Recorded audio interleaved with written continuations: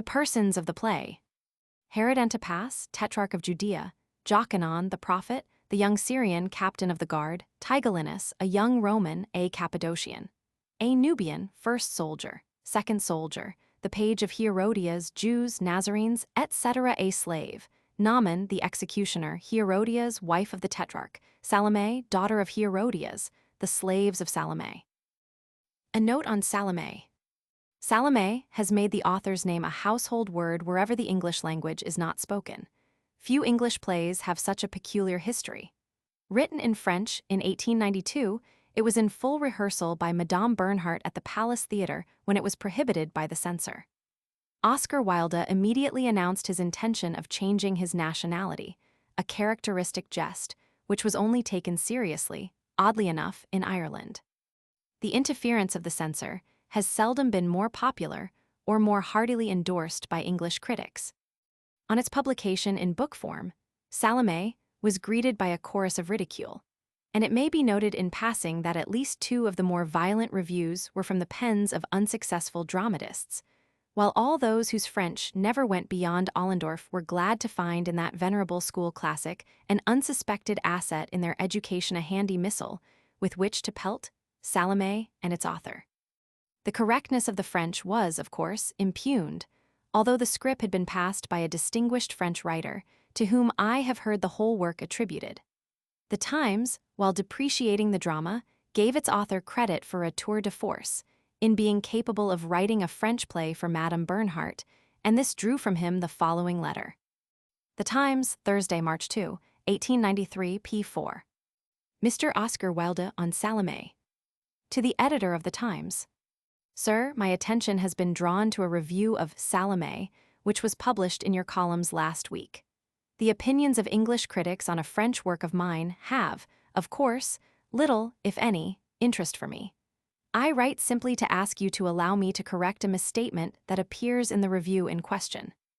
The fact that the greatest tragic actress of any stage now living saw in my play such beauty that she was anxious to produce it, to take herself the part of the heroine, to lend to the entire poem the glamour of her personality, and to my prose the music of her flute-like voice, this was naturally, and always will be, a source of pride and pleasure to me, and I look forward with delight to seeing Mme. Bernhardt present my play in Paris, that vivid center of art, where religious dramas are often performed. But my play was in no sense of the words written for this great actress. I have never written a play for any actor or actress, nor shall I ever do so. Such work is for the artisan in literature, not for the artist. I remain, sir, your obedient servant. Oscar Wilde. When Salomé was translated into English by Lord Alfred Douglas, the illustrator, Aubrey Beardsley, shared some of the obloquy heaped on Wilde. It is interesting that he should have found inspiration for his finest work in a play he never admired and by a writer he cordially disliked. The motives are, of course, made to his hand, and never was there a more suitable material for that odd tangent art in which there are no tactile values. The amusing caricatures of Wilde which appear in the frontispiece, Enter Herodias, and The Eyes of Herod, are the only pieces of resemblance in these exquisite designs. The colophon is a real masterpiece and a witty criticism of the play as well. On the production of Salomé by the New Stage Club in May 1905, the dramatic critics again expressed themselves vehemently, vociferating their regrets that the play had been dragged from its obscurity. The obscure drama, however, had become for 5 years past part of the literature of Europe. It is performed regularly or intermittently in Holland, Sweden, Italy, France, and Russia, and it has been translated into every European language, including the Czech. It forms part of the repertoire of the German stage, where it is performed more often than any play by any English writer except Shakespeare. Owing, perhaps, to what I must call its obscure popularity in the continental theaters, Dr. Strauss was preparing his remarkable opera at the very moment when there appeared the criticisms to which I refer. And since the production of the opera in Dresden in December 1905, English musical journalists and correspondents always refer to the work as founded on Wilde's drama. That is the only way in which they can evade an awkward trutha palpable contravention to their own wishes and theories. The music, however, has been set to the actual words of Salomé in Madame Hedwig Lachmann's admirable translation. The words have not been transfigured into ordinary operatic nonsense to suit the score or the susceptibilities of the English people. I observe that admirers of Dr. Strauss are a little mortified that the great master should have found an occasion for composition in a play which they long ago consigned to oblivion and the shambles of Aubrey Beardsley. Wilde himself, in a rhetorical period, seems to have contemplated the possibility of his prose drama for a musical theme. In De Profundis, he says, "The refrains, whose recurring motifs make Salomé so like a piece of music, and bind it together as a ballad." He was still incarcerated in 1896, when Mons. Luynes Pai produced the play for the first time at the Théâtre Libre in Paris, with Lena Muntz in the title role. A rather pathetic reference to this occasion occurs in a letter Wilde wrote to me from reading. "Please say how gratified I was at the performance of my play, and have my thanks conveyed to Luynes Pai. It is something that at a time of disgrace and shame I should still be regarded as an artist. I wish I could feel more pleasure, but I seem dead to all emotions except those of anguish and despair. However, please let Luynes Pai know that I am sensible of the honor he has done me. He is a poet himself. Write to me in answer to this, and try and see what Lemaitre, Bauer, and Sarcey said of Salomé. The bias of personal friendship precludes me from praising or defending Salomé, even if it were necessary to do so. Nothing I might say would add to the reputation of its detractors. Its sources are obvious, particularly Flaubert and Maeterlinck, in whose peculiar and original style it is an essay. A critic, for whom I have a greater regard than many of his contemporaries, says that Salomé is only a catalogue, but a catalogue can be intensely dramatic, as we know when the performance takes place at Christie's.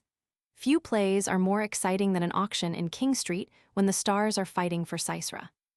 It has been remarked that Wilde confuses Herod the Great, Mat, Roman 11. 1. Herod Antipas, Mat, Roman 14. 3. And Herod Agrippa, Acts, Roman 13. But the confusion is intentional, as in medieval mystery plays Herod is taken for a type, not an historical character, and the criticism is about as valuable as that of people who laboriously point out the anachronisms in Beardsley's designs. With reference to the charge of plagiarism brought against Salomé and its author, I venture to mention a personal recollection. Wilde complained to me one day that someone in a well-known novel had stolen an idea of his. I pleaded in defense of the culprit that Wilde himself was a fearless literary thief. "My dear fellow," he said, with his usual drawling emphasis, "when I see a monstrous tulip with 4 wonderful petals in someone else's garden, I am impelled to grow a monstrous tulip with 5 wonderful petals, but that is no reason why someone should grow a tulip with only 3 petals." That was Oscar Wilde. Robert Ross. A more recent performance of Salomé, 1906, by the Literary Theatre Club, has again produced an ebullition of rancor and deliberate misrepresentation on the part of the dramatic critics, the majority of whom are anxious to parade their ignorance of the continental stage. The production was remarkable on account of the beautiful dresses and mounting, for which Mr. Charles Ricketts was responsible, and the marvelous impersonation of Herod by Mr. Robert Farquharson. Wilde used to say that Salomé was a mirror in which everyone could see himself. The artist, art, the dull, dullness, the vulgar, vulgarity. Scene great terrace in the palace of Herod, set above the banqueting hall. Some soldiers are leaning over the balcony.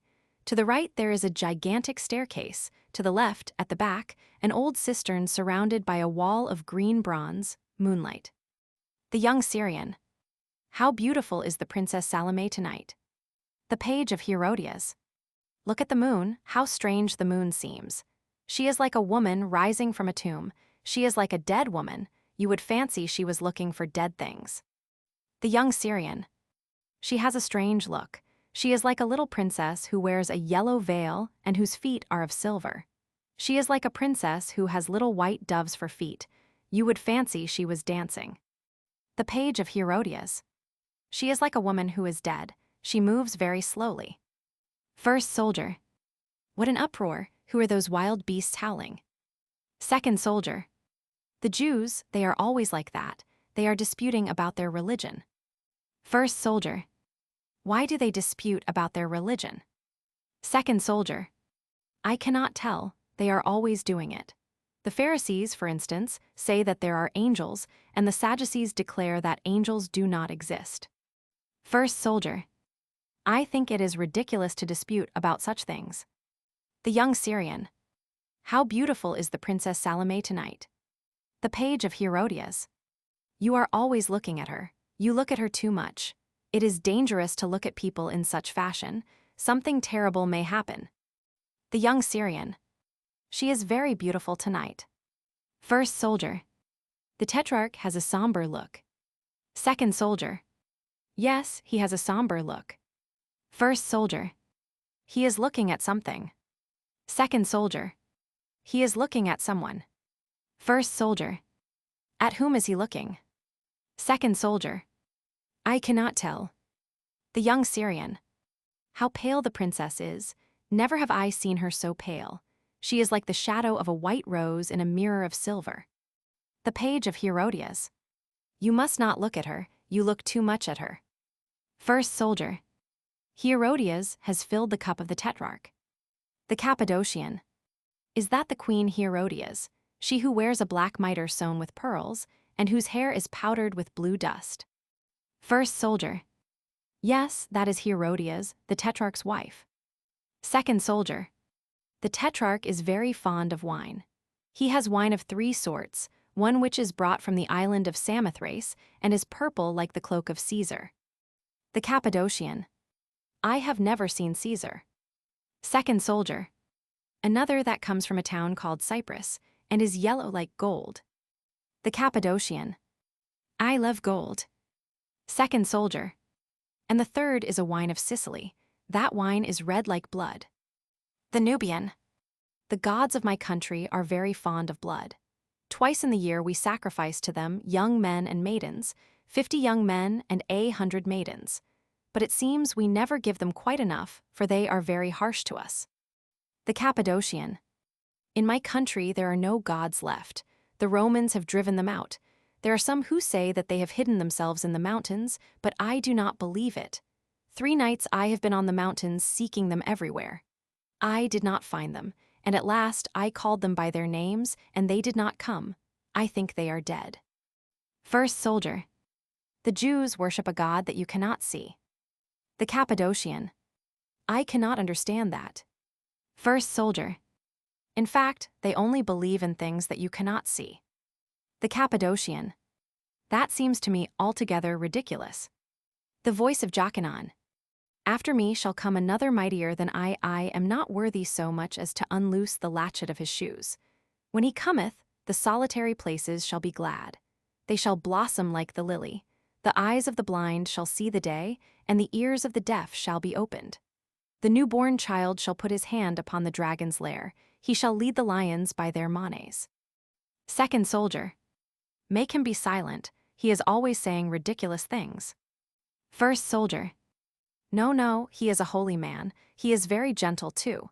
Every day, when I give him to eat, he thanks me. The Cappadocian. Who is he? First soldier. A prophet. The Cappadocian. What is his name? First soldier.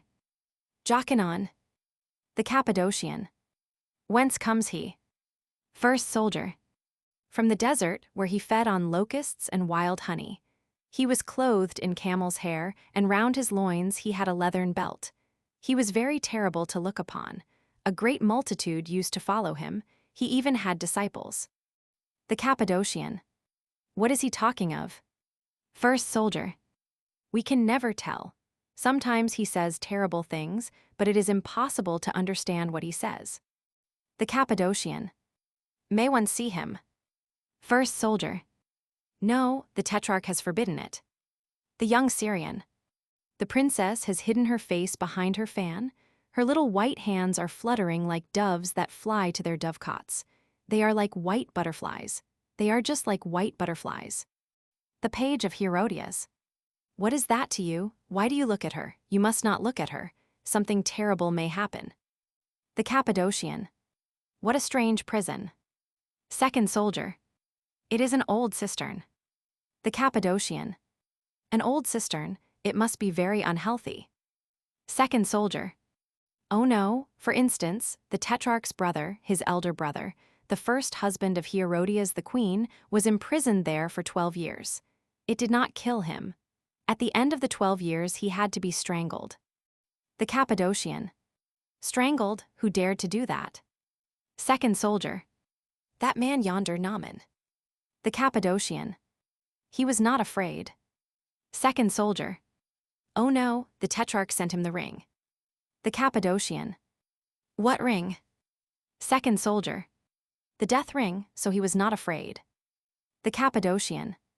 Yet it is a terrible thing to strangle a king. First soldier. Why, kings have but one neck like other folk. The Cappadocian. I think it terrible. The young Syrian. The princess rises, she is leaving the table, she looks very troubled. Ah, she is coming this way. Yes, she is coming towards us. How pale she is, never have I seen her so pale.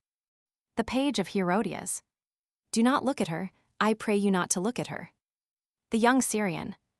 She is like a dove that has strayed. She is like a narcissus trembling in the wind.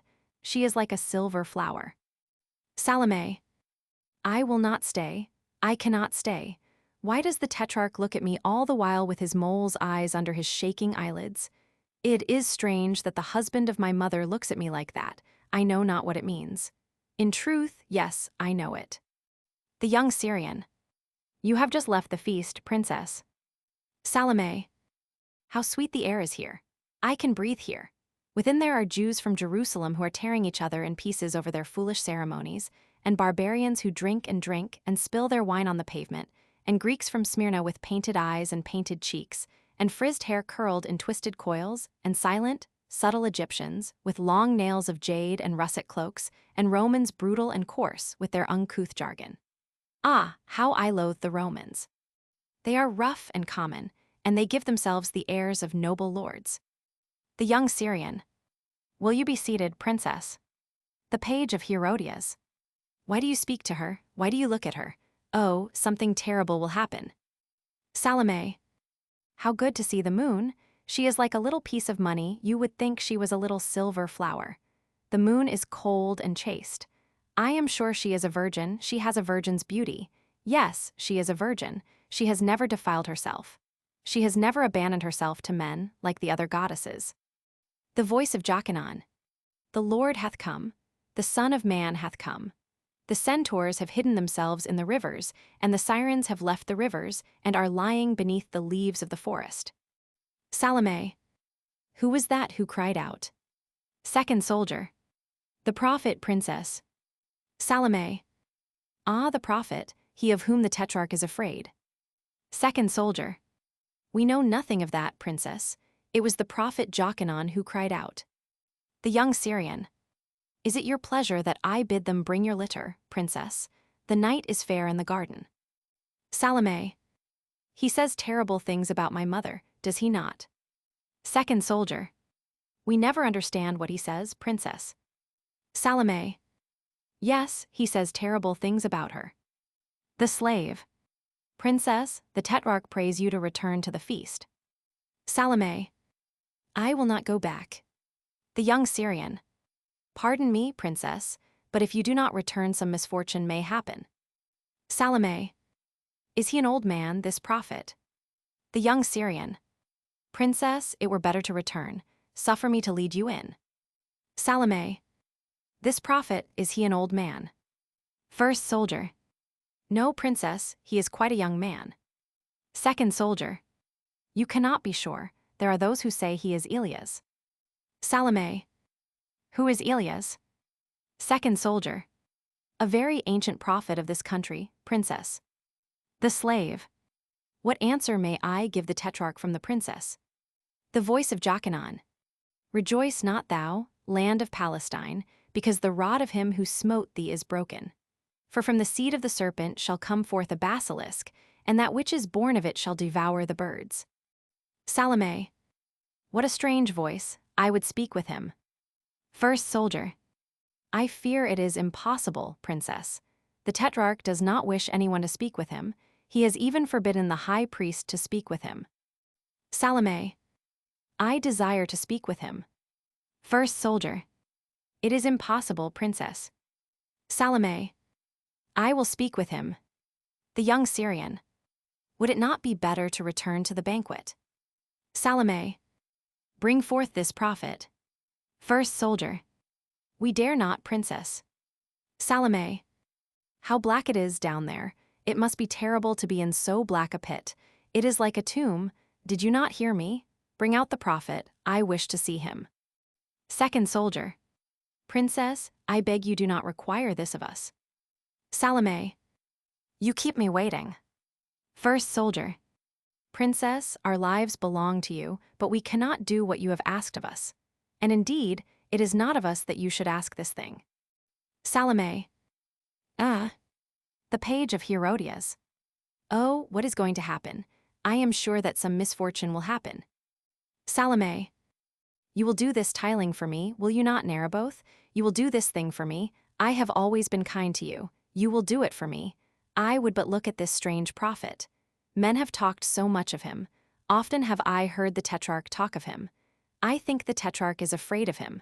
Are you, even you, also afraid of him, Narraboth? The young Syrian. I fear him not, princess. There is no man I fear. But the tetrarch has formally forbidden that any man should raise the cover of this well. Salomé. You will do this thing for me, Narraboth, and tomorrow, when I pass in my litter beneath the gateway of the idol sellers, I will let fall for you a little flower. A little green flower. The young Syrian. Princess, I cannot. Salomé. You will do this thing for me, Narraboth. You know that you will do this thing for me. And tomorrow when I pass in my litter by the bridge of the idol buyers, I will look at you through the muslin veils. I will look at you, Narraboth. It may be I will smile at you. Look at me, Narraboth, look at me. Ah, you know that you will do what I ask of you. You know it well. I know that you will do this thing. The young Syrian. Let the prophet come forth. The princess Salomé desires to see him. Salomé. The page of Herodias. Oh, how strange the moon looks. You would think it was the hand of a dead woman who is seeking to cover herself with a shroud. The young Syrian. She has a strange look. She is like a little princess, whose eyes are eyes of amber. Through the clouds of muslin she is smiling like a little princess. The prophet comes out of the cistern. Salomé looks at him and steps slowly back. Jokanaan. Where is he whose cup of abominations is now full? Where is he who in a robe of silver shall one day die in the face of all the people? Bid him come forth, that he may hear the voice of him who hath cried in the waste places and in the houses of kings. Salomé. Of whom is he speaking? The young Syrian. You can never tell, princess. Jokanaan. Where is she who, having seen the images of men painted on the walls, the images of the Chaldeans limned in colors, gave herself up unto the lust of her eyes, and sent ambassadors into Chaldea? Salomé. It is of my mother that he speaks. The young Syrian. Oh no, princess. Salomé. Yes, it is of my mother that he speaks. Jokanaan. Where is she who gave herself unto the captains of Assyria, who have baldricks on their loins, and tiaras of divers colors on their heads? Where is she who hath given herself to the young men of Egypt, who are clothed in fine linen and purple, whose shields are of gold, whose helmets are of silver, whose bodies are mighty? Bid her rise up from the bed of her abominations, from the bed of her incestuousness, that she may hear the words of him who prepareth the way of the Lord, that she may repent her of her iniquities. Though she will never repent, but will stick fast in her abominations. Bid her come, for the fan of the Lord is in his hand. Salomé. But he is terrible, he is terrible. The young Syrian. Do not stay here, princess, I beseech you. Salomé. It is his eyes above all that are terrible. They are like black holes burned by torches in a Tyrian tapestry. They are like black caverns where dragons dwell. They are like the black caverns of Egypt in which the dragons make their lairs. They are like black lakes troubled by fantastic moons. Do you think he will speak again? The young Syrian. Do not stay here, princess. I pray you do not stay here. Salomé.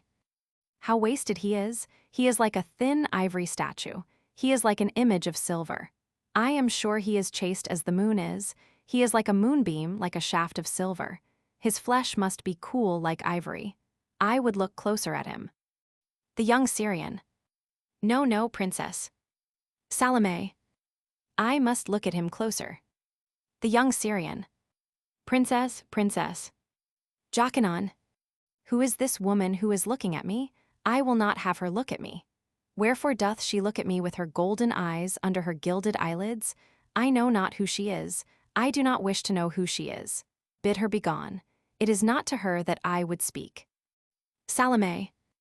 I am Salomé, daughter of Herodias, princess of Judea. Jokanaan. Back, daughter of Babylon, come not near the chosen of the Lord. Thy mother hath filled the earth with the wine of her iniquities, and the cry of her sins hath come up to the ears of God. Salomé. Speak again, Jokanaan, thy voice is wine to me. The young Syrian. Princess, princess, princess. Salomé. Speak again, Jokanaan, and tell me what I must do. Jokanaan. Daughter of Sodom, come not near me, but cover thy face with a veil, and scatter ashes upon thine head, and get thee to the desert, and seek out the Son of Man. Salomé. Who is he, the Son of Man? Is he as beautiful as thou art, Jokanaan?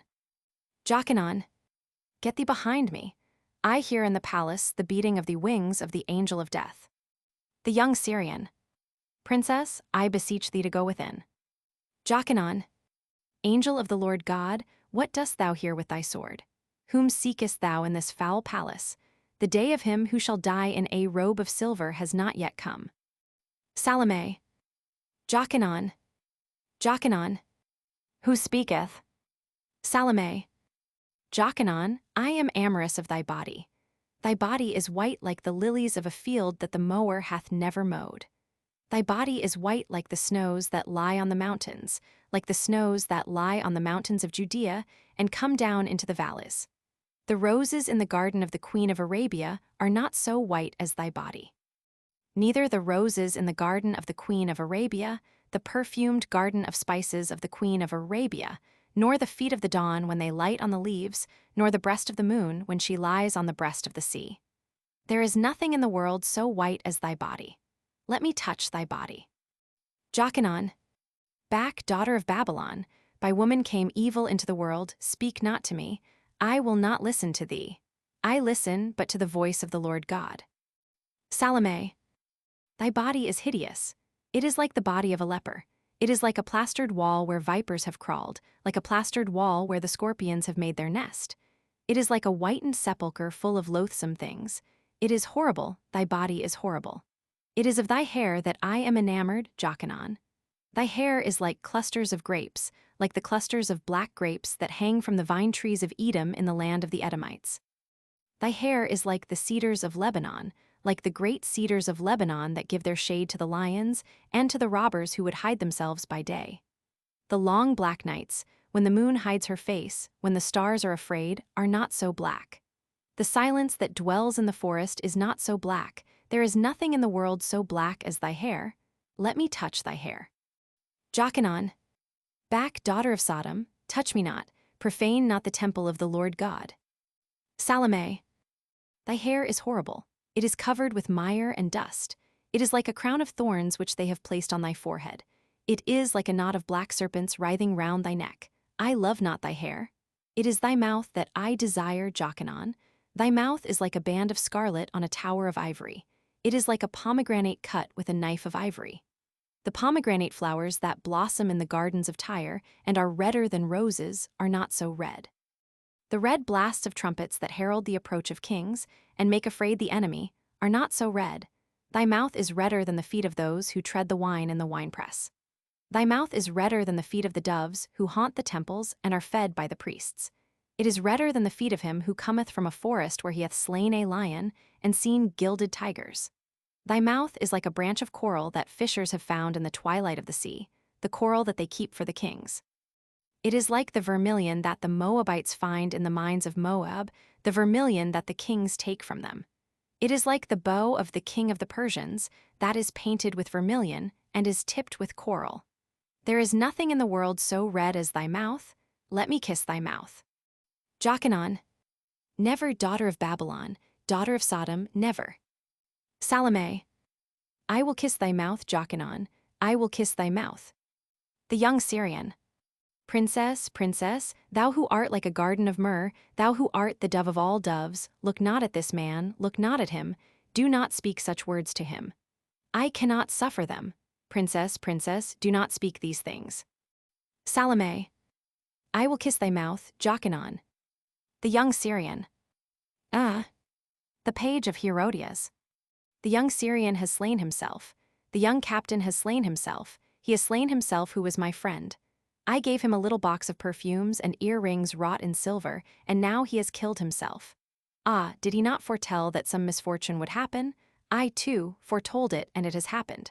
Well, I knew that the moon was seeking a dead thing, but I knew not that it was he whom she sought. Ah, why did I not hide him from the moon? If I had hidden him in a cavern, she would not have seen him. First soldier. Princess, the young captain has just killed himself. Salomé. Let me kiss thy mouth, Jokanaan. Jokanaan. Art thou not afraid, daughter of Herodias? Did I not tell thee that I had heard in the palace the beatings of the wings of the angel of death, and hath he not come, the angel of death? Salomé. Let me kiss thy mouth. Jokanaan. Daughter of adultery, there is but one who can save thee, it is he of whom I spake. Go seek him. He is in a boat on the sea of Galilee, and he talketh with his disciples. Kneel down on the shore of the sea, and call unto him by his name. When he cometh to thee, and to all who call on him he cometh, bow thyself at his feet, and ask of him the remission of thy sins. Salomé. Let me kiss thy mouth. Jokanaan. Cursed be thou, daughter of an incestuous mother, be thou accursed. Salomé.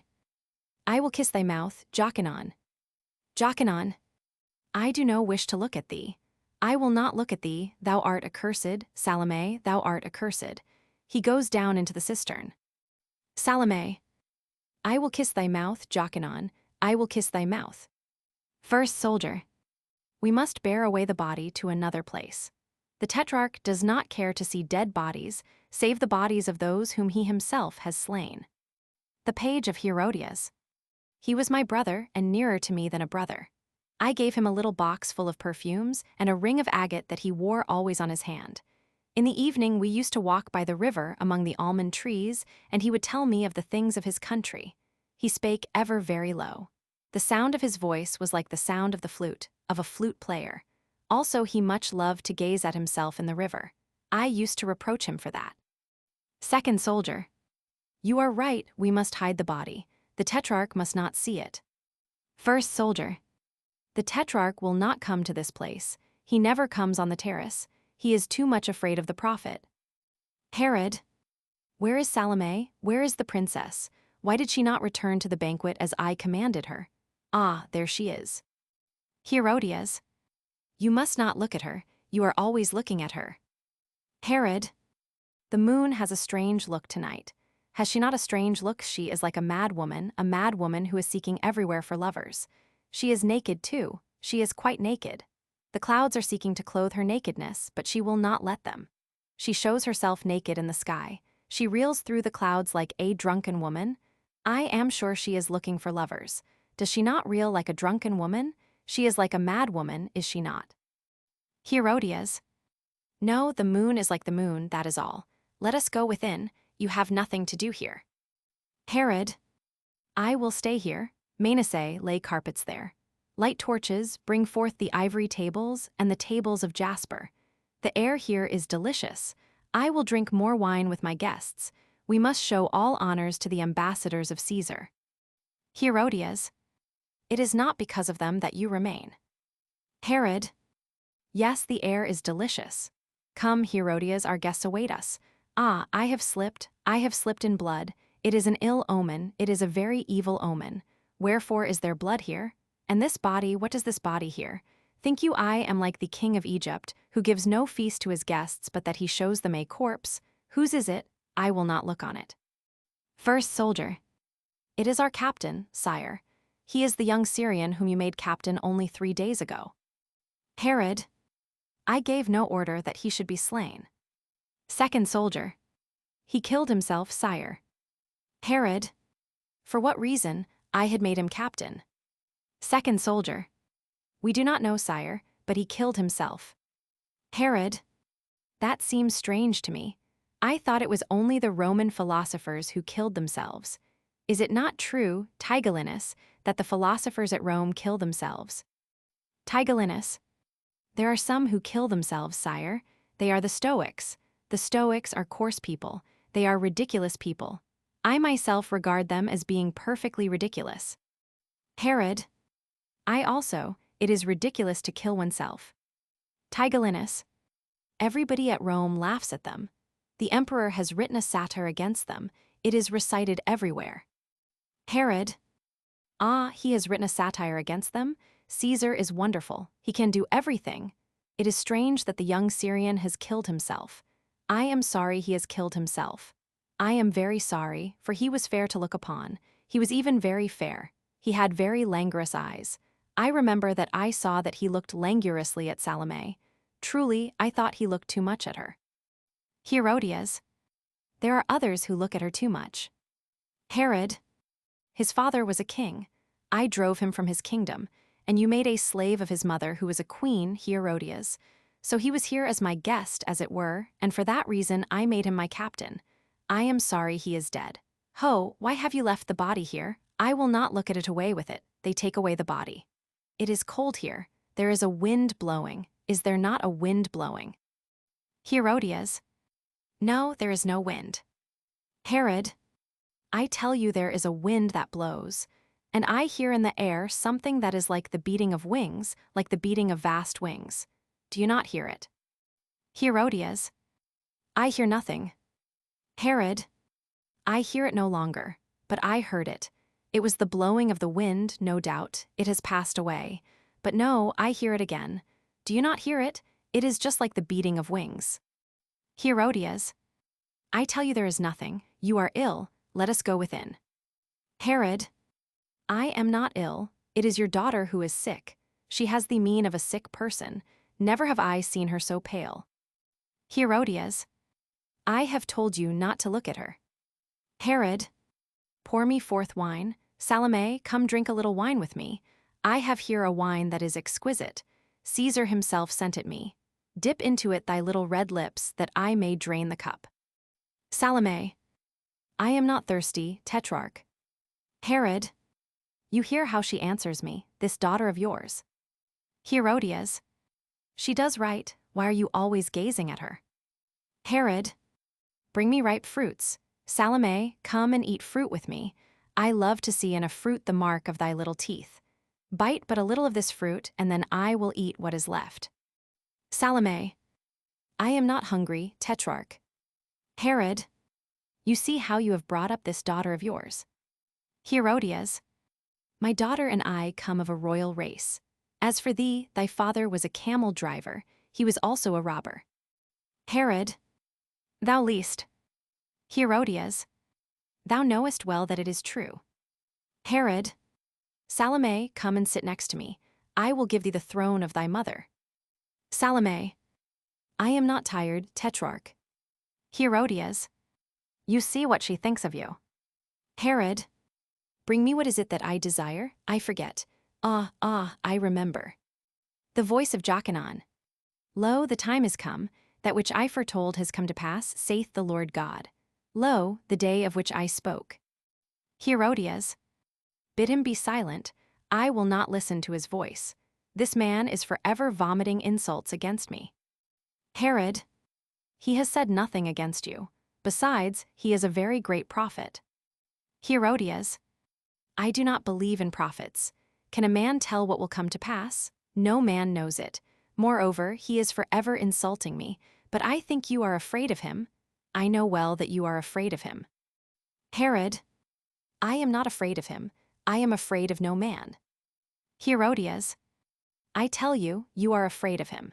If you are not afraid of him, why do you not deliver him to the Jews, who for these 6 months past have been clamoring for him? A Jew. Truly, my lord, it were better to deliver him into our hands. Herod, enough on this subject. I have already given you my answer. I will not deliver him into your hands. He is a holy man. He is a man who has seen God. A Jew. That cannot be. There is no man who hath seen God since the prophet Elias. He is the last man who saw God. In these days God doth not show himself. He hideth himself. Therefore great evils have come upon the land. Another Jew. Verily, no man knoweth if Elias the prophet did indeed see God. Peradventure it was but the shadow of God that he saw. A third Jew. God is at no time hidden. He showeth himself at all times and in everything. God is in what is evil even as he is in what is good. A fourth Jew. That must not be said. It is a very dangerous doctrine. It is a doctrine that cometh from the schools at Alexandria, where men teach the philosophy of the Greeks. And the Greeks are Gentiles, they are not even circumcised. A fifth Jew. No one can tell how God worketh. His ways are very mysterious. It may be that the things which we call evil are good, and that the things which we call good are evil. There is no knowledge of anything. We must needs submit to everything, for God is very strong. He breaketh in pieces the strong together with the weak, for he regardeth not any man. First Jew. Thou speaketh truly. God is terrible. He breaketh the strong and the weak as a man brays corn in a mortar. But this man hath never seen God. No man hath seen God since the prophet Elias. Herodias. Make them be silent, they weary me. Herod. But I have heard it said that Jokanaan himself is your prophet Elias. The Jew. That cannot be. It is more than 300 years since the days of the prophet Elias. Herod. There be some who say that this man is the prophet Elias. A Nazarene. I am sure that he is the prophet Elias. The Jew. Nay, but he is not the prophet Elias. The voice of Jokanaan. So the day is come, the day of the Lord, and I hear upon the mountains the feet of him who shall be the Savior of the world. Herod. What does that mean, the Savior of the world? Tigellinus. It is a title that Caesar takes. Herod. But Caesar is not coming into Judea. Only yesterday I received letters from Rome. They contained nothing concerning this matter. And you, Tigellinus, who were at Rome during the winter, you heard nothing concerning this matter, did you? Tigellinus. Sire, I heard nothing concerning the matter. I was explaining the title. It is one of Caesar's titles. Herod. But Caesar cannot come, he is too gouty. They say that his feet are like the feet of an elephant. Also there are reasons of state. He who leaves Rome loses Rome, he will not come. Howbeit, Caesar is Lord, he will come if he wishes. Nevertheless, I do not think he will come. First Nazarene. It was not concerning Caesar that the prophet spake these words, sire. Herod. Not of Caesar. First Nazarene. No, sire. Herod. Concerning whom then did he speak? First Nazarene. Concerning Meshes who has come. A Jew. Messiah hath not come. First Nazarene. He hath come, and everywhere he worketh miracles. Herodias miracles, I do not believe in miracles, I have seen too many, my fan. First Nazarene. This man worketh true miracles. Thus, at a marriage which took place in a little town of Galilee, a town of some importance, he changed water into wine. Certain persons who were present related it to me. Also he healed 2 lepers that were seated before the gate of Capernaum simply by touching them. Second Nazarene. Nay, it was blind men that he healed at Capernaum. First Nazarene. Nay, they were lepers. But he hath healed blind people also, and he was seen on a mountain talking with angels. A Sadducee. Angels do not exist. A Pharisee. Angels exist, but I do not believe that this man has talked with them. First Nazarene. He was seen by a great multitude of people talking with angels. A Sadducee. Not with angels. Herodias.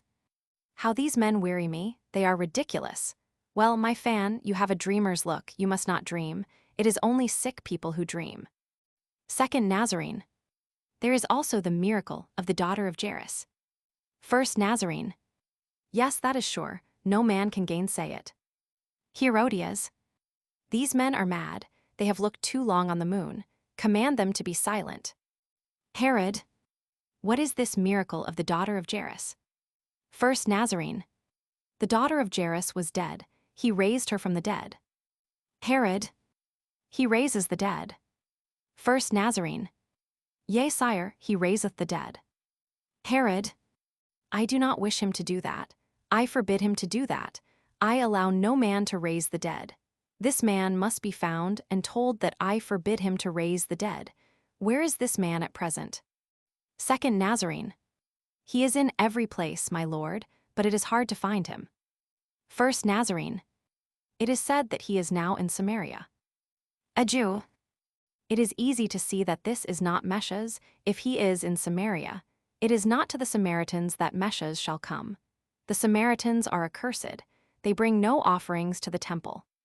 Second Nazarene. He left Samaria a few days since. I think that at the present moment he is in the neighborhood of Jerusalem. First Nazarene. No, he is not there. I have just come from Jerusalem. For 2 months they have had no tidings of him. Herod. No matter, but let them find him and tell him from me, I will not allow him to raise the dead. To change water into wine, to heal the lepers and the blind, he may do these things if he will. I say nothing against these things. In truth, I hold it a good deed to heal a leper. But I allow no man to raise the dead. It would be terrible if the dead came back. The voice of Jokanaan. Ah, the wanton, the harlot. Ah, the daughter of Babylon with her golden eyes and her gilded eyelids. Thus saith the Lord God, let there come up against her a multitude of men. Let the people take stones and stone her. Herodias. Command him to be silent. The voice of Jokanaan. Let the war captains pierce her with their swords. Let them crush her beneath their shields. Herodias. Nay, but it is infamous. The voice of Jokanaan. It is thus that I will wipe out all wickedness from the earth, and that all women shall learn not to imitate her abominations. Herodias. You hear what he says against me. You allow him to revile your wife. Herod. He did not speak your name. Herodias. What does that matter? You know well that it is I whom he seeks to revile, and I am your wife, am I not? Herod. Of a truth, dear and noble Herodias, you are my wife, and before that you were the wife of my brother. Herodias. It was you who tore me from his arms. Herod. Of a truth I was stronger. But let us not talk of that matter. I do not desire to talk of it. It is the cause of the terrible words that the prophet has spoken. Peradventure on account of it a misfortune will come. Let us not speak of this matter. Noble Herodias, we are not mindful of our guests. Fill thou my cup, my well-beloved. Fill with wine the great goblets of silver and the great goblets of glass. I will drink to Caesar. There are Romans here, we must drink to Caesar. Al. Caesar, Caesar. Herod. Do you not see your daughter, how pale she is? Herodias. What is it to you if she be pale or not? Herod. Never have I seen her so pale. Herodias. You must not look at her. The voice of Jokanaan. In that day the sun shall become black like sackcloth of hair, and the moon shall become like blood, and the stars of the heavens shall fall upon the earth like ripe figs that fall from the fig tree, and the kings of the earth shall be afraid. Herodias. Ah, I should like to see that day of which he speaks, when the moon shall become like blood, and when the stars shall fall upon the earth like ripe figs. This prophet talks like a drunken man, but I cannot suffer the sound of his voice. I hate his voice. Command him to be silent. Herod. I will not. I cannot understand what it is that he saith, but it may be an omen. Herodias. I do not believe in omens. He speaks like a drunken man. Herod. It may be he is drunk with the wine of God. Herodias. What wine is that, the wine of God? From what vineyards is it gathered? In what winepress may one find it? Herod. Tigellinus, when you were at Rome of late, did the emperor speak with you? On the subject of? Tigellinus. On what subject, sire? Herod. On what subject? Ah, I asked you a question, did I not? I have forgotten what I would have asked you. Herodias. You are looking again at my daughter. You must not look at her. I have already said so. Herod. You say nothing else. Herodias. I say it again. Herod. And that restoration of the temple, about which they have talked so much, will anything be done? They say the veil of the sanctuary has disappeared, do they not? Herodias, it was thyself didst steal it, thou speakest at random, I will not stay here, let us go within. Herod, dance for me, Salomé. Herodias, I will not have her dance. Salomé, I have no desire to dance, Tetrarch. Herod, Salomé, daughter of Herodias, dance for me. Herodias, let her alone. Herod, I command thee to dance, Salomé.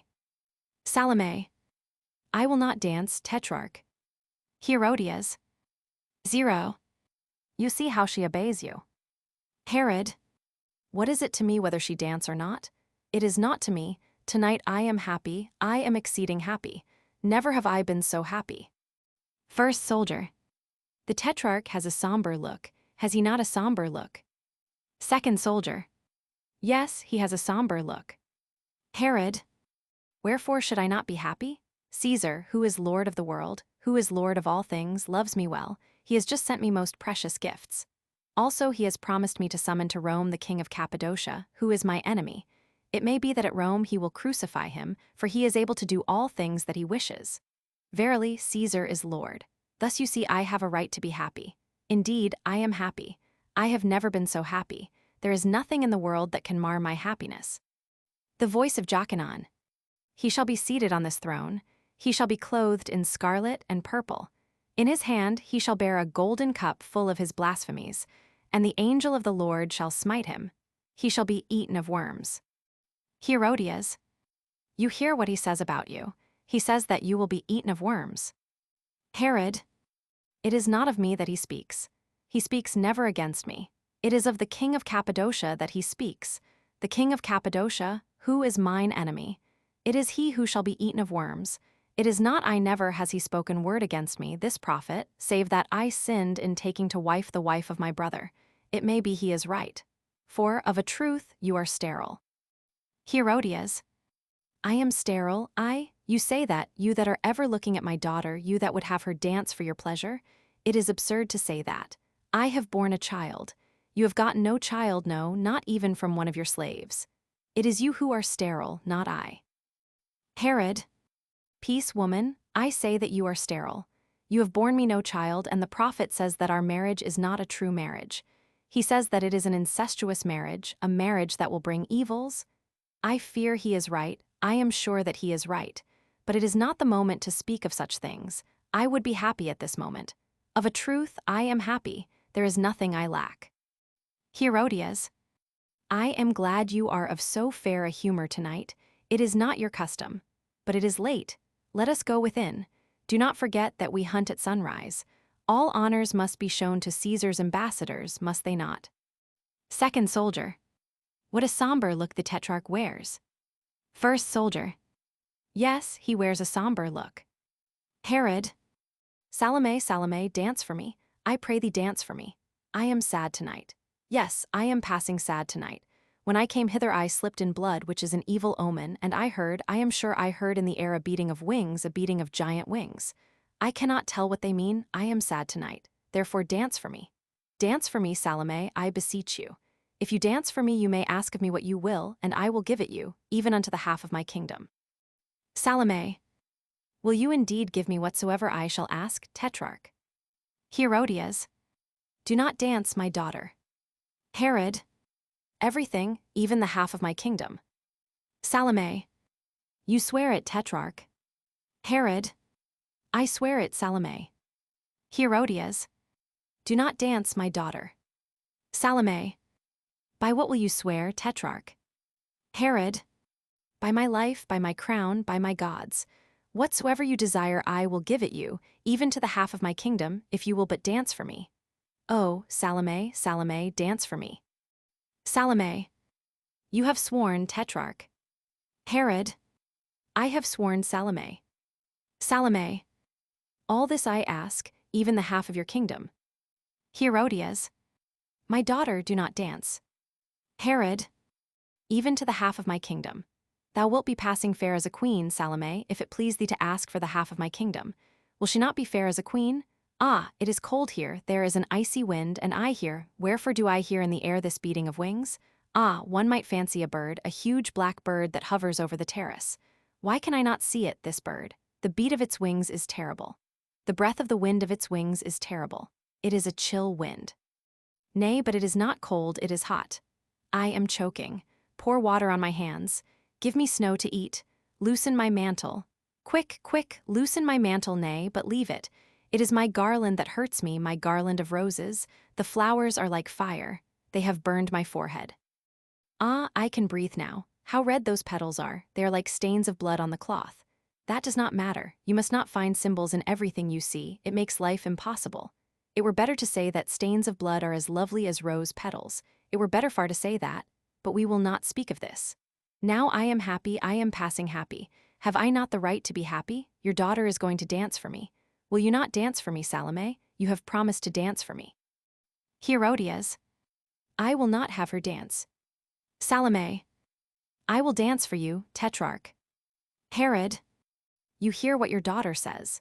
She is going to dance for me. You do well to dance for me, Salomé. And when you have danced for me, forget not to ask of me whatsoever you wish. Whatsoever you wish I will give it you, even to the half of my kingdom. I have sworn it, have I not? Salomé. You have sworn it, Tetrarch. Herod. And I have never broken my word. I am not of those who break their oaths. I know not how to lie. I am the slave of my word, and my word is the word of a king. The king of Cappadocia always lies, but he is no true king. He is a coward. Also he owes me money that he will not repay. He has even insulted my ambassadors. He has spoken words that were wounding, but Caesar will crucify him when he comes to Rome. I am sure that Caesar will crucify him, and if not, yet will he die, being eaten of worms. The prophet has prophesied it. Well, wherefore dost thou tarry, Salomé? Salomé. I am awaiting until my slaves bring perfumes to me and the 7 veils, and take off my sandals. Slaves bring perfumes and the 7 veils, and take off the sandals of Salomé. Herod. Ah, you are going to dance with naked feet. 'Tis well, 'tis well. Your little feet will be like white doves. They will be like little white flowers that dance upon the trees. No, no, she is going to dance on blood. There is blood spilt on the ground. She must not dance on blood. It were an evil omen. Herodias. What is it to you if she dance on blood? Thou hast waded deep enough therein. Herod. What is it to me? Ah, look at the moon. She has become red. She has become red as blood. Ah, the prophet prophesied truly. He prophesied that the moon would become red as blood. Did he not prophesy it? All of you heard him. And now the moon has become red as blood. Do you not see it? Herodias. Oh yes, I see it well, and the stars are falling like ripe figs, are they not? And the sun is becoming black like sackcloth of hair, and the kings of the earth are afraid. That at least one can see. The prophet, for once in his life, was right. The kings of the earth are afraid. Let us go within. You are sick. They will say at Rome that you are mad. Let us go within, I tell you. The voice of Jokanaan. Who is this who cometh from Edom?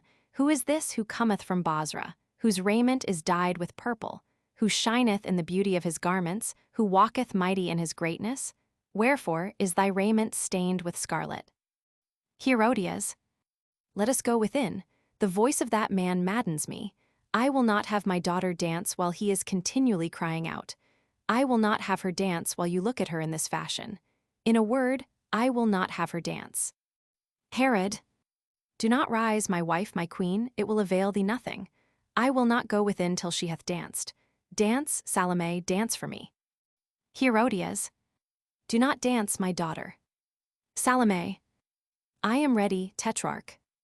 Herod. Ah, wonderful, wonderful, you see that she has danced for me, your daughter. Come near, Salomé, come near, that I may give you your reward.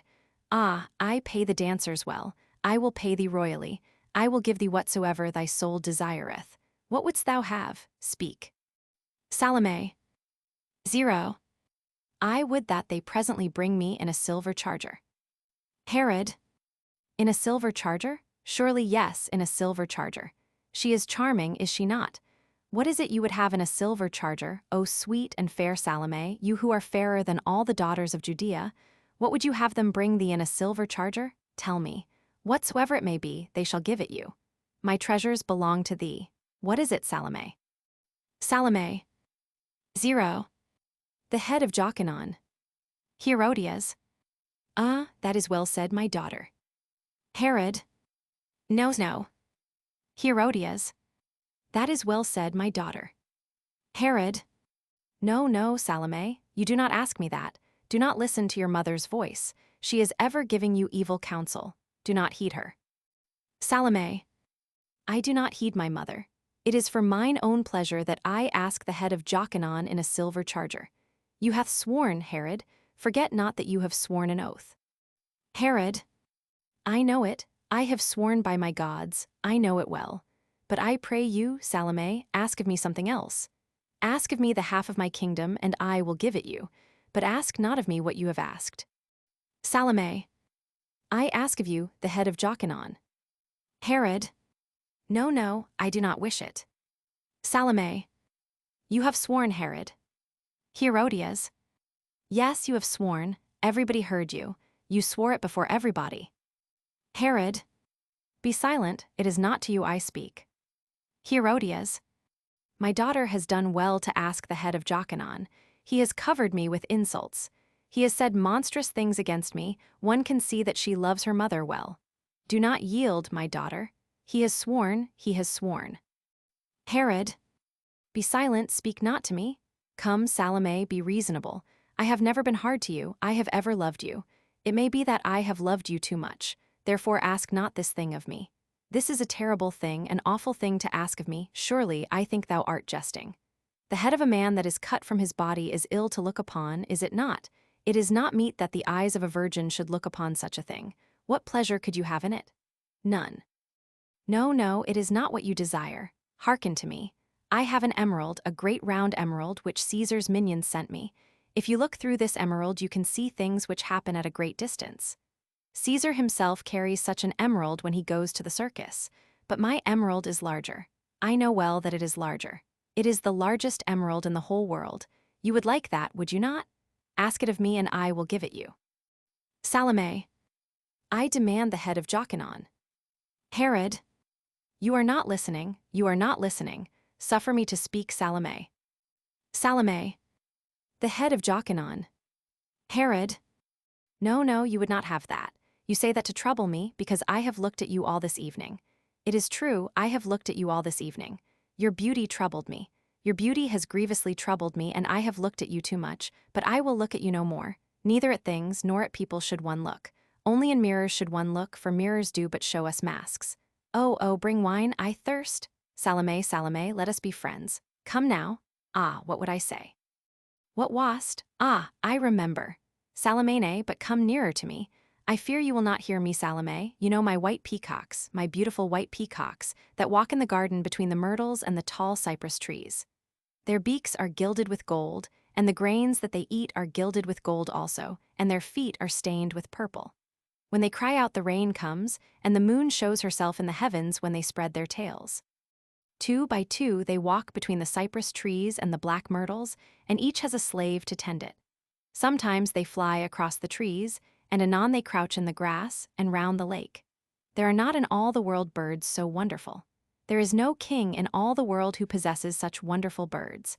I am sure that Caesar himself has no birds so fair as my birds. I will give you 50 of my peacocks. They will follow you whithersoever you go, and in the midst of them you will be like the moon in the midst of a great white cloud. I will give them all to you. I have but 100, and in the whole world there is no king who has peacocks like unto my peacocks. But I will give them all to you. Only you must loose me from my oath, and must not ask of me that which you have asked of me. Salome. Give me the head of Jokanaan. Herodias. Well said, my daughter. As for you, you are ridiculous with your peacocks. Herod.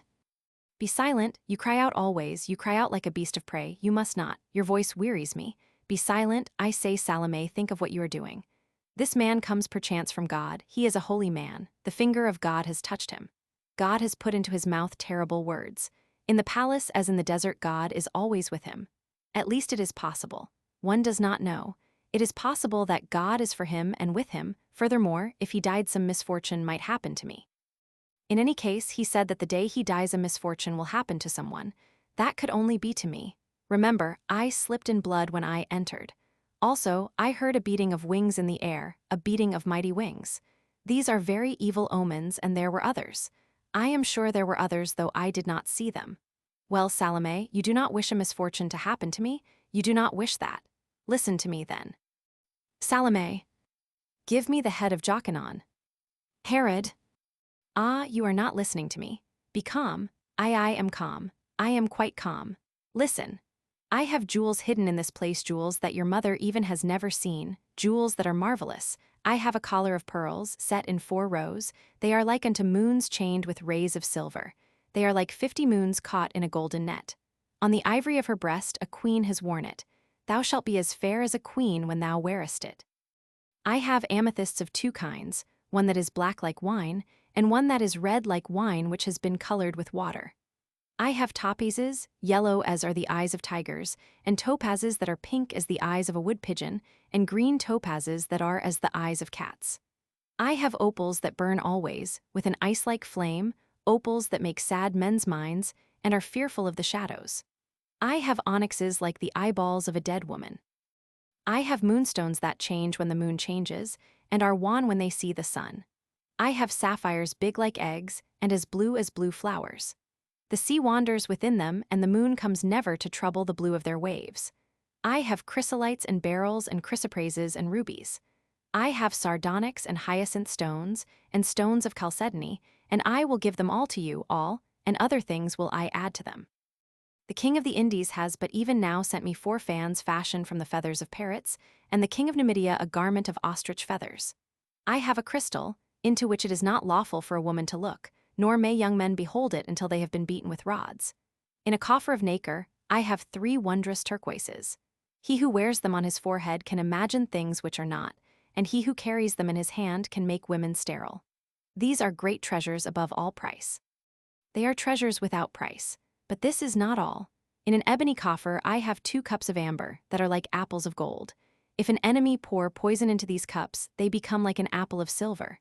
In a coffer encrusted with amber, I have sandals encrusted with glass.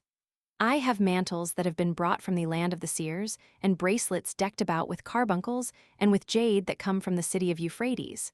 What desirest thou more than this, Salome? Tell me the thing that thou desirest, and I will give it thee. All that thou askest I will give thee, save one thing. I will give thee all that is mine, save one life. I will give thee the mantle of the high priest. I will give thee the veil of the sanctuary. The Jews. Oh, so. Salome. Give me the head of Jokanaan. Herod. Let her be given what she asks. Of a truth she is her mother's child. The first soldier approaches. Herodias draws from the hand of the tetrarch the ring of death and gives it to the soldier, who straightway bears it to the executioner. The executioner looks scared. Who has taken my ring? There was a ring on my right hand. Who has drunk my wine? There was wine in my cup. It was full of wine. Someone has drunk it. Oh, surely some evil will befall someone. The executioner goes down into the cistern. Ah, wherefore did I give my oath? Kings ought never to pledge their word. If they keep it not, it is terrible, and if they keep it, it is terrible also. Herodias. My daughter has done well. Herod. I am sure that some misfortune will happen. Salome. There is no sound, I hear nothing. Why does he not cry out, this man? Ah, if any man sought to kill me, I would cry out, I would struggle, I would not suffer. Strike, strike, Naaman, strike, I tell you. No, I hear nothing, there is a silence, a terrible silence. Ah, something has fallen upon the ground. I heard something fall. It is the sword of the headsman. He is afraid, this slave. He has let his sword fall. He dare not kill him. He is a coward, this slave. Let soldiers be sent. She sees the page of Herodias and addresses him. Come hither, thou wert the friend of him who is dead, is it not so? Well, I tell thee, there are not dead men enough. Go to the soldiers and bid them go down and bring me the thing I ask, the thing the tetrarch has promised me, the thing that is mine. The page recoils. She turns to the soldiers. Hither, ye soldiers, get ye down into this cistern and bring me the head of this man. Tetrarch, tetrarch, command your soldiers that they bring me the head of Jokanaan. A huge black arm, the arm of the executioner, comes forth from the cistern, bearing on a silver shield the head of Jokanaan. Salome seizes it. Herod hides his face with his cloak. Herodias smiles and fans herself. The Nazarenes fall on their knees and begin to pray. Ah, thou wouldst not suffer me to kiss thy mouth, Jokanaan. Well, I will kiss it now. I will bite it with my teeth as one bites a ripe fruit. Yes, I will kiss thy mouth, Jokanaan. I said it, did I not say it? I said it. Ah, I will kiss it now. But wherefore dost thou not look at me, Jokanaan? Thine eyes that were so terrible, so full of rage and scorn, are shut now. Wherefore are they shut? Open thine eyes. Lift up thine eyelids, Jokanaan. Wherefore dost thou not look at me? Art thou afraid of me, Jokanaan, that thou wilt not look at me? And thy tongue, that was like a red snake darting poison, it moves no more, it says nothing now, Jokanaan, that scarlet viper that spat its venom upon me. It is strange, is it not? How is it that the red viper stirs no longer? Thou wouldst have none of me, Jokanaan, thou didst reject me. Thou didst speak evil words against me. Thou didst treat me as a harlot, as a wanton, me, Salomé, daughter of Herodias, princess of Judea. Well, Jokanaan, I still live, but thou art dead, and thy head belongs to me. I can do with it what I will. I can throw it to the dogs and to the birds of the air. That which the dogs leave, the birds of the air shall devour. Ah, Jokanaan, Jokanaan, thou wert the only man that I have loved. All other men are hateful to me. But thou wert beautiful. Thy body was a column of ivory set on a silver socket. It was a garden full of doves and of silver lilies. It was a tower of silver decked with shields of ivory. There was nothing in the world so white as thy body. There was nothing in the world so black as thy hair. In the whole world there was nothing so red as thy mouth. Thy voice was a censer that scattered strange perfumes, and when I looked on the eye heard a strange music. Ah, wherefore didst thou not look at me, Jokanaan? Behind thine hands and thy curses thou didst hide thy face. Thou didst put upon thine eyes the covering of him who would see his God. Well, thou hast seen thy God, Jokanaan, but me thou didst never see. If thou hadst seen me, thou wouldst have loved me. I saw thee, Jokanaan, and I loved thee. Oh, how I loved thee! I love thee yet, Jokanaan, I love thee only. I am athirst for thy beauty, I am hungry for thy body, and neither wine nor fruits can appease my desire. What shall I do now, Jokanaan? Neither the floods nor the great waters can quench my passion. I was a princess, and thou didst scorn me. I was a virgin, and thou didst take my virginity from me. I was chaste, and thou didst fill my veins with fire. Ah, wherefore didst thou not look at me, Jokanaan? If thou hadst looked at me, thou hadst loved me. Well, I know that thou wouldst have loved me, and the mystery of love is greater than the mystery of death. Love only should one consider. Herod. She is monstrous, thy daughter, she is altogether monstrous. In truth, what she has done is a great crime. I am sure that it was a crime against an unknown God. Herodias. I approve of what my daughter has done, and I will stay here now. Herod. 0. Ah, there speaks the incestuous wife. Come, I will not stay here, come, I tell thee. Surely some terrible thing will befall. Manasseh, Issachar, Ozias, put out the torches. I will not look at things, I will not suffer things to look at me. Put out the torches. Hide the moon, hide the stars. Let us hide ourselves in our palace, Herodias. I begin to be afraid. The slaves put out the torches. The stars disappear. A great black cloud crosses the moon and conceals it completely. The stage becomes very dark. The tetrarch begins to climb the staircase. The voice of Salomé. Ah, I have kissed thy mouth, Jokanaan. I have kissed thy mouth. There was a bitter taste on thy lips. Was it the taste of blood? But perchance it is the taste of love. They say that love hath a bitter taste. But what of that? What of that? I have kissed thy mouth, Jokanaan. Herod. Kill that woman. The soldiers rush forward and crush beneath their shield Salomé, daughter of Herodias, princess of Judea. Curtain.